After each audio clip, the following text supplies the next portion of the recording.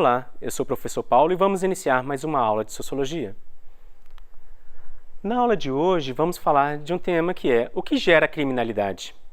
Esse tema está proposto para o terceiro ano do ensino médio e no PET de Sociologia contempla as semanas 4, 5 e 6. Então, na aula de hoje, iremos identificar diversas formas de violência, suas principais vítimas, suas causas sociais, psicológicas e afetivas, seus significados e usos políticos, sociais e culturais, discutindo e avaliando mecanismos para combatê-las com base em argumentos éticos. Então, quando a gente fala de crime ou quando falamos de violência, nós podemos pensar em várias situações de violência, como podemos pensar em vários tipos de crime e criminosos. Então, quando vemos na televisão pessoas falando sobre assassinatos em série, sobre psicopatas, sobre práticas genocidas, então a gente vê exemplos de criminosos, exemplos de crime, exemplos de violência. Mas no nosso contexto de sociologia, nós não vamos buscar explicar essas práticas, porque muitas práticas criminosas são explicadas por outras ciências, como a psicologia. Então, a sociologia vai explicar como a sociedade impacta na vida dos indivíduos e isso acaba contribuindo para que existam determinados tipos de violência. Então, quando pensamos na origem da criminalidade, falamos de um fenômeno social. De modo diferente, não podemos definir a origem do criminoso. Como eu disse, existem várias faces criminosas existentes. E também diversas serão as causas, podem ser psíquicas, morais, éticas e até mesmo sociais, que é o nosso foco. Atenção, talvez vocês já observaram isso no PET, que está escrito lá. É simplista acreditar que o criminoso é uma pobre vítima da sociedade, como também não é correto afirmar que o criminoso faz escolhas voluntárias sem qualquer influência do seu meio social. A criminalidade é um problema complexo e, geralmente, problemas complexos exigem explicações complexas. Então, ao falar da sociologia, do impacto da sociedade na vida do indivíduo, então não quero dizer apenas que o criminoso é vítima da sociedade, mas também não posso negar o papel da sociedade na vida desse indivíduo. Então, por isso que nós temos que levar vários elementos em consideração. Um consenso é certo. A criminalidade resulta da interação complexa entre vários fatores de ordem individual, características psíquicas, personalidade e trajetória de vida de uma pessoa. Ou seja, tem pessoas que compartilham do mesmo contexto social. São pobres, viveram na mesma realidade, no mesmo bairro, frequentaram os mesmos espaços, mas um se tornou uma pessoa trabalhadora e o outro se tornou uma pessoa criminosa. Então, há um aspecto individual que afeta cada um deles. Interpessoal. As relações pessoais que a pessoa estabelece no seu cotidiano, capazes de influenciar o seu comportamento. Então, se nós temos um aspecto individual, onde cada pessoa, mesmo morando no mesmo lugar que outra, então vai ter elementos ali que vai influenciar na construção da sua personalidade. Isso se dá por meio do aspecto interpessoal. A forma como ela lida com outras pessoas, o que ela está aprendendo ali, o que ela está absorvendo como o que é correto, o que é errado, e como ela vai lidar com as situações que ela vai enfrentar no seu dia a dia. Então, nós temos, além do aspecto individual, o interpessoal.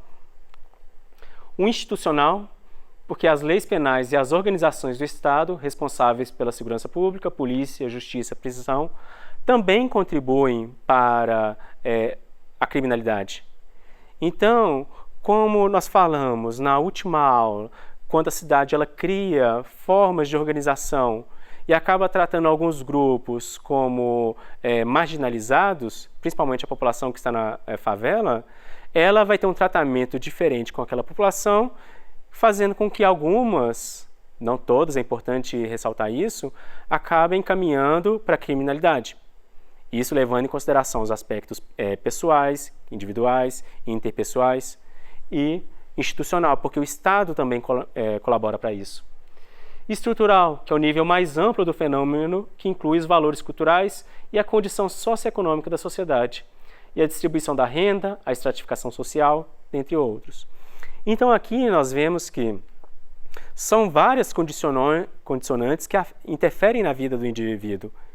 Então, mesmo pessoas contribuindo no mesmo espaço social, elas vão ter escolhas diferentes na vida. Mas nós temos que ter um cuidado, porque ao julgar as outras pessoas, ao julgar a sociedade, a gente fala que uma é trabalhadora e a outra escolheu o jeito mais fácil. Não devemos pensar a criminalidade como o jeito mais fácil, senão a gente está contribuindo para a entrada das pessoas na criminalidade. A criminalidade é o jeito mais difícil, porque impacta na vida dos indivíduos. Se a gente pensar em adolescentes que entram para o tráfico de drogas, eles não escolheram uma vida fácil, pois eles correm o risco de morrer. E a taxa de vida de quem entra no tráfico é curta. Então, muitos adolescentes acabam não chegando à maioridade por causa dessa escolha. Então, nós não podemos reduzir as escolhas dos indivíduos a ele foi pelo caminho fácil ou pelo caminho correto. Então, nós precisamos olhar para trás. Então, num exercício de interdisciplinaridade, onde nenhuma ciência é isolada, nós também temos que fazer um resgate histórico de algumas práticas. Então, a criminalidade não é um fenômeno que se justifica apenas pelo presente. Eu não posso afirmar que determinada pessoa é só criminosa por causa e fazer uma lista de elementos que contribuem para aquilo. Eu não posso falar que uma sociedade é mais violenta só pela forma como aquele governo está trabalhando ou como a polícia está atuando só naquele momento. A gente precisa olhar para trás. Então, o Leonardo Boff, no relatório da CPT, que é a Comissão Pastoral da Terra, que sempre fala sobre os conflitos do campo no Brasil, no seu relatório anual, constata que somos herdeiros de 4 sombras que pesam sobre nós e que originaram a violência. Então, a violência no Brasil, ela teve 4 bases. A nossa herança, segundo ele, é o nosso passado colonial violento. Então, desde o momento que os portugueses começaram a colonizar o Brasil, massacrando a população indígena, matando, escravizando, e na sequência, que a gente fala aqui do genocídio indígena, a escravidão, a gente acaba vendo que, desde o seu início, a população sofre violência. Então, a gente não pode falar que a violência começou só em determinado ano, só nos 10 últimos anos, 100 anos ou 200 anos. Desde a Constituição do Brasil, enquanto uma nação, ela se iniciou. E, como nós falamos na última aula, que é a Lei das Terras, que excluiu os pobres e os afrodescendentes do acesso à terra e os entregou ao arbítrio do grande latifúndio, submetidos a trabalhos sem garantias sociais.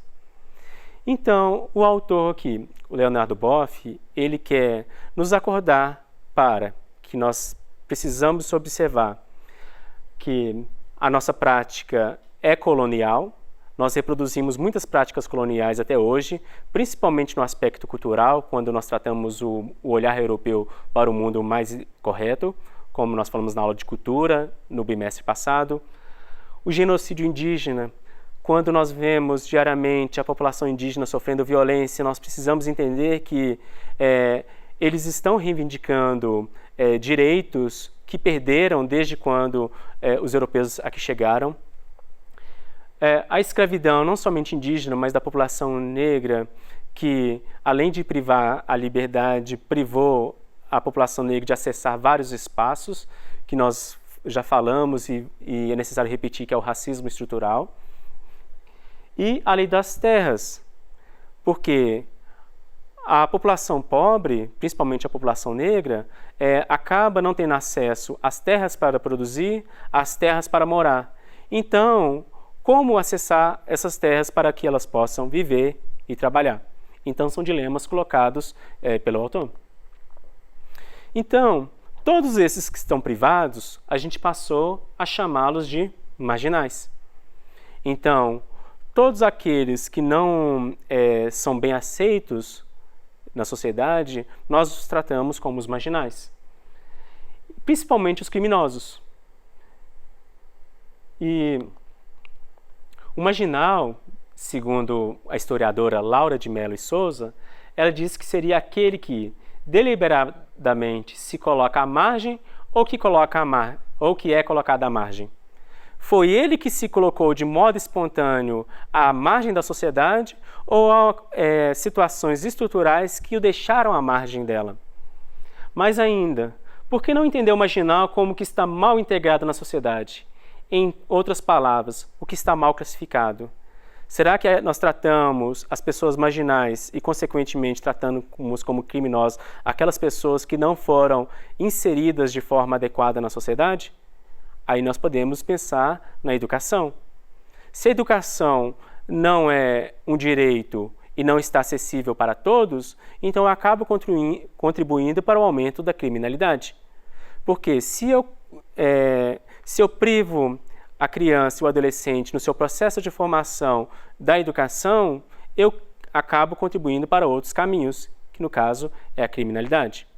Mas uma sociedade que pensa na educação dos indivíduos, desde a infância até a vida adulta, ela está, desde o primeiro momento, contribuindo para que não exista a criminalidade, e se existir em menor nível. Então, nós temos um problema estrutural, que é, ao colocar vários segmentos da população à margem da sociedade, acabam se criando condicionantes para que muitas pessoas se iniciem no crime. E o Estado tem grande parcela de responsabilidade. Então, como nós falamos que não é uma mera escolha do indivíduo, que nós também temos questões institucionais, nós temos que pensar no Estado. Porque ao não combater as desigualdades sociais em um sistema que incentiva o consumo de bens materiais, por exemplo, o tempo todo os indivíduos são estimulados a comprar, a consumir, a sempre trocar o celular, ter o mais moderno, mas a população não tem o acesso a esses bens de consumo. Então, uma criança ou um adolescente que está no seu processo de formação, ela é incentivada a ser julgada pelo aquilo que ela tem e não pelo aquilo que ela é, ela vai buscar ter aquilo que as propagandas incentivam das várias formas, seja procurando fazer pequenos trabalhos para ter remuneração, ou até mesmo fazendo furtos, entrando para o crime, para o tráfico de drogas. Então, o Estado ele tem que combater essas desigualdades sociais. Se ele está inserido no modelo capitalista e cria sua organização governamental no modelo capitalista, então ele tem que pensar na vida das pessoas, porque elas também são afetadas por essa dinâmica, principalmente a população mais pobre. Então, lembrando que o crime não é o caminho mais fácil, porque quando muitas crianças e adolescentes, até chegar na fase adulta, acabam indo para o crime para suprir uma necessidade de consumo, elas não foram pelo caminho mais fácil. Elas foram privadas do acesso de determinados serviços e, por isso, muitas acabaram indo para o crime como uma alternativa. E isso vai acabar impactando, quando muitas vão morrer de forma precoce. Até agora eu falei de um historiador, de uma historiadora, de um filósofo, para pensar a criminalidade, porque a gente não pode dar uma única resposta. Ela é interdisciplinar e tem vários fatores. E aqui nós temos um olhar sociológico. A socióloga Maria das Mercês Somarriba diz que a chamada marginalidade urbana pode ser definida, portanto, como uma incapacidade da economia de mercado e das políticas estatais de proporcionar moradias e serviços urbanos adequados para uma proporção crescente de moradores das cidades. Então, ao não se pensar, desde no campo, na reforma agrária, para dar terra e trabalho para a população do campo, muitas acabam migrando para a cidade. E lá, muitos trabalhadores não conseguem ser inseridos no mercado de trabalho da cidade, vão procurar outras formas de subsistência, acabando indo para o crime, principalmente estimulados por essa dinâmica do consumo, pela privação dos seus direitos, inclusive da moradia.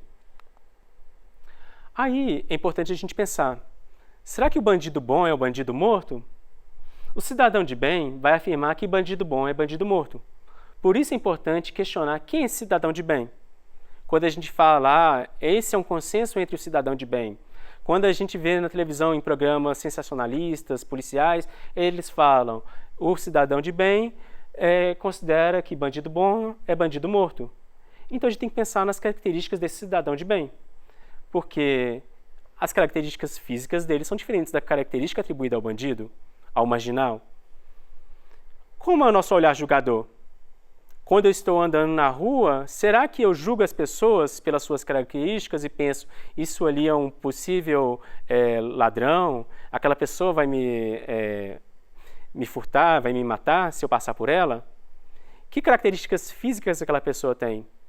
Porque a forma como eu julgo as pessoas para falar que ela é um marginal, que deve ser preso, que deve ser tratado como bandido, isso reforça também práticas racistas, principalmente da população da favela, que no seu tratamento é a polícia que lida com ela ao invés de ser outros órgãos públicos. Então, essas pessoas que nós consideramos suspeitas, será que elas são iguais a mim? Ou eu as considero suspeitas porque elas são diferentes de mim? Então, há vários tipos de criminosos. E para ilustrar isso, eu também, como eu falei da lei das terras, para falar que nosso problema é antigo, vou pegar a fala de um pregador da época, do período colonial, que é estudado pelos professores de português, que é o Antônio Vieira, no Sermão do Bom Ladrão, onde ele fala: os ladrões que mais própria e dignamente merecem este título são aqueles a quem os reis encomendam os exércitos e legiões, ou o governo das províncias, ou a administração das cidades, os quais já com manha, já com força, roubam e despojam os povos. Os outros ladrões roubam um homem, estes roubam cidades e reinos. Os outros furtam debaixo do seu risco, estes sem temor nem perigo. Os outros se furtam, são enforcados, estes furtam e enforcam. Então, para mostrar que, devido ao poder econômico que muitas pessoas têm, seja no poder administrativo, eles não são tratados como criminosos, os crimes deles não são tratados como crimes, enquanto que a população mais pobre, nos seus atos, sempre é criminosa e seus crimes são sempre tratados como algo grave que deve ser punido das várias formas. Por isso que é importante lembrar que não é o bandido bom que é bandido morto. A gente tem que pensar que, se a pessoa cometer um delito, ela deve ter a sua pena.